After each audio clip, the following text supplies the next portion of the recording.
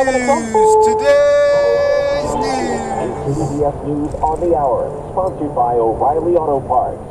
I'm Christopher Cruz. A just-released Secret Service report on the attempted assassination of former President Trump in Pennsylvania in July includes an urgent call for more money for the agency.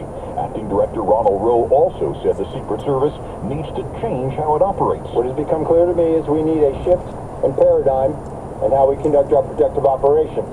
As was demonstrated on Sunday in West Palm Beach, the threat level is evolving and requires this paradigm shift. The House this morning unanimously approved a bill that requires the Secret Service to provide presidential and vice presidential nominees the same level of protection as it provides the incumbent president and vice president.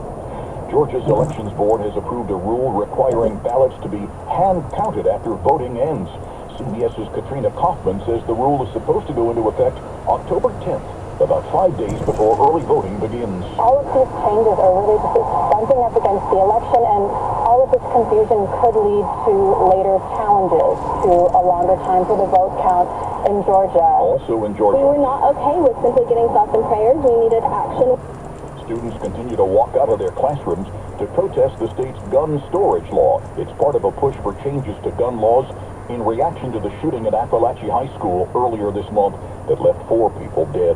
In North Carolina, Governor Roy Cooper says he thinks Lieutenant Governor Mark Robinson, the Republican nominee hoping to succeed him, should not be in his job. I said he should resign a couple of years ago. Reports alleged Robinson made offensive statements on a porn website a decade ago, including that he was a black Nazi and that he supported the return of slavery. Israel says it has killed a long-sought senior Hezbollah official in an airstrike in Beirut.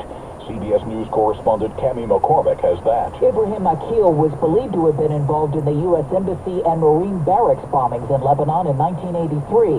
Hospitals in Beirut, meanwhile, continue trying to save lives from the exploding walkie-talkies and pagers earlier this week.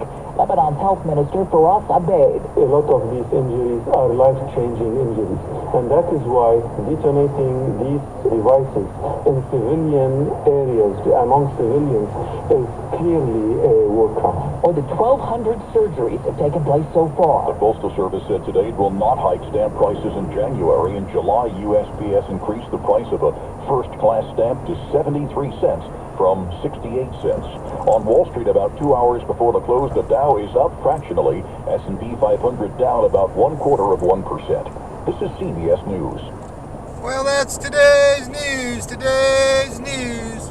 I didn't hear any good news, did you? I didn't think so. I guess it's all about perspective. The glass is half full. Well, as always, I'd like to thank you again for coming along with me on these Dash Cam News adventures. You know the drill.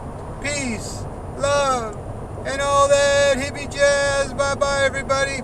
It's 65 degrees in Hercules, California.